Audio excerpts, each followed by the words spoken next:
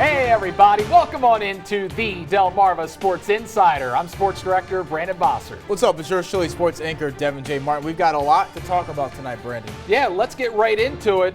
First, we've got Cambridge taking the top seed in Snow Hill DIAA, no longer holding the football championships at University of Delaware. How can this help Henlopen Conference schools and a Decatur grad opening eyes with his play for the Sixers in Summer League? Yeah, a big show for sure, but before we get into all that, the weather has been pretty frightful today. A lot of rain, Brandon, to say the least. Let's toss things over to Chief Meteorologist Rich Wardzik.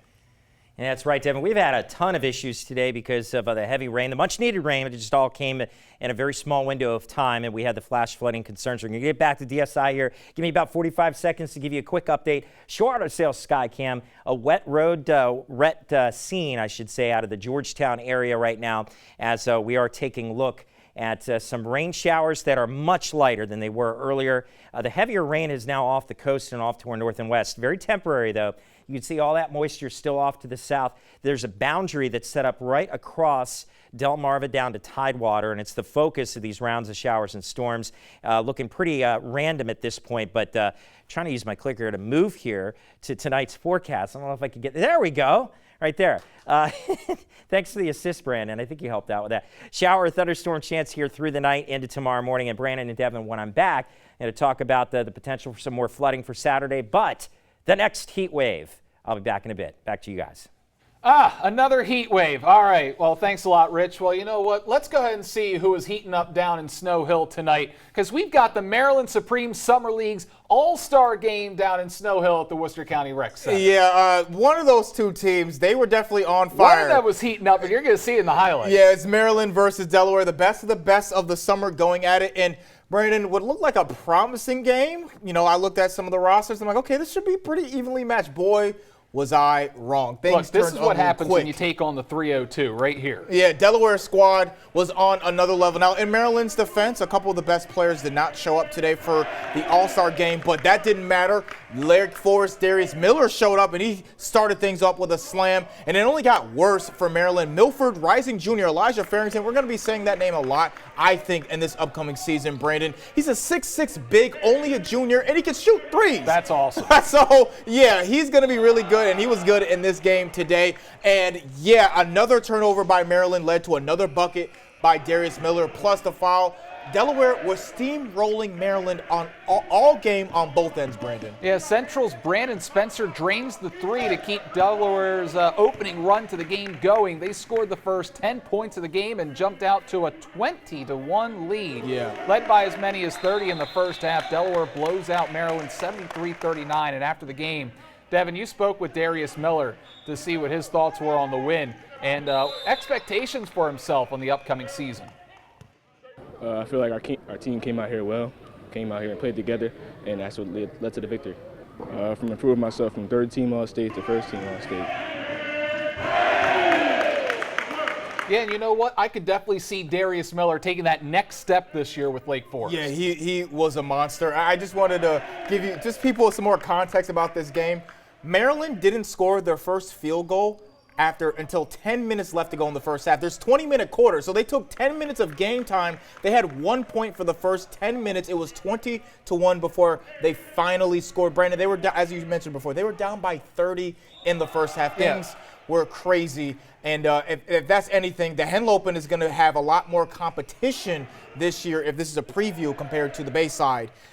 Once the season starts in the fall. Yeah, and I think we see every year that Delaware is just a little bit ahead of the Bayside. I don't think that Delaware is not to this extent. Bayside was missing quite a few of their stars Yeah, David tonight. Chandler didn't play. Tribe-wise didn't play. Zakai Smollin didn't play as well. Yeah, so that's a lot of firepower that Maryland was missing out on this All-Star game. So hats off to the 302, though, taking home that title in the All-Star game tonight. The bragging rights. And you know what? Stay updated while we're at these games in real time. Follow WMDT Sports on Facebook and X right now. We're going to be talking about Maryland Supreme Summer League in just a little bit. But first, we got a big story. Yeah, so we're going to stick with Delaware sports. We're going to go to the gridiron there on football. The University of Delaware, they've played host to the football championship for decades, you know, and I mean, especially for the time that I've been here, I always assumed that the state championship for football is always going to be at UD, but Not it looks anymore. like the DIAA is pulling the plug, Brandon. Yeah, that's right. So the big questions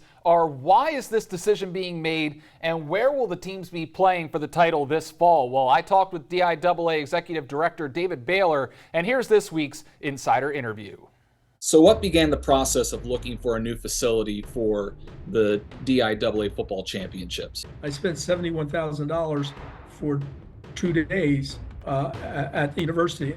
It really was around 3,500 people. That stadium holds about, I think, 18,500.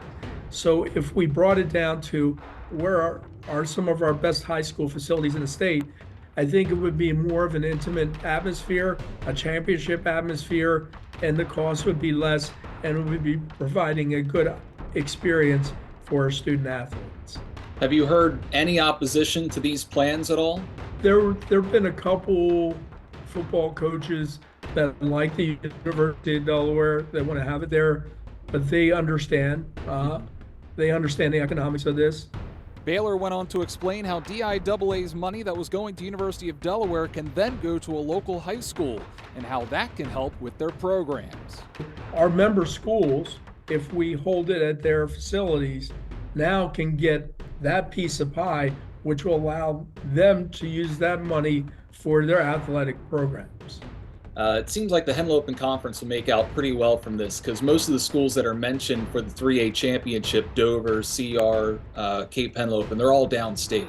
I think football being a big driver, I want to make sure that there's opportunity for the residents downstate, our student athletes, to support their own schools instead of always coming to Newcastle County. So the goal and objective here is to make this a true state championship by offering it at different venues around the state each year. What would DIAA do with the remaining 50,000 or so that we're talking about?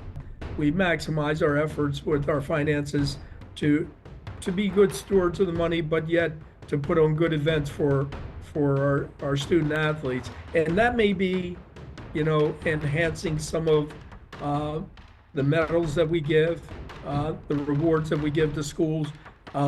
Also looking at increasing some of our scholarships, like we do an academic scholarship each year.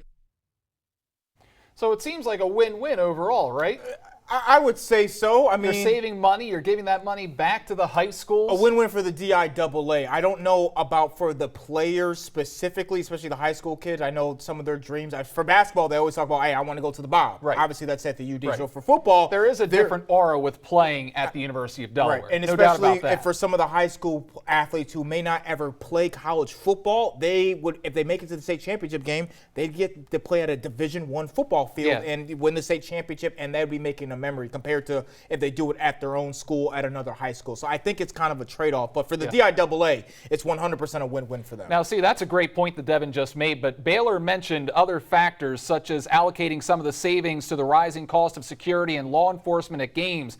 DIAA is not severing their relationship with UD, by the way. They will still hold championships at UD with basketball, softball, and they're even talking about holding the wrestling championships there as well. So, yeah, that's a big thing. But he did mention as well where the stadium capacity is, you know, over 15,000, but usually only about 3,000 to 4,000 show up. Not for those Smyrna championships, though. Not for those. But they were flooded. Really? Yeah, but for some of the other ones, if they're coming from further downstate, it's a lot harder for a lot of teams further down to like the Laurels of the world to just can constantly go all the way up to Newcastle County. So I completely understand that as well. Now, there's no final decision on where the championships will be held going forward, but the 1A and 2A championships will be held at Abyssinian Stadium in Wilmington, and the Unified and 3A title games will be held downstate somewhere. So Baylor also mentioned that they'll be sticking with a 2-day schedule for championship games. Yeah, the championship games will rotate every year, both by geographical area and also by the night that they'll be held on. So it's something to keep an eye out for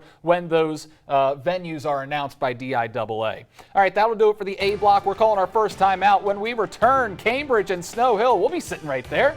Cambridge and Snow Hill, the top seed on the line. What a game! Is Cambridge the clear team to beat? That's next on DSI.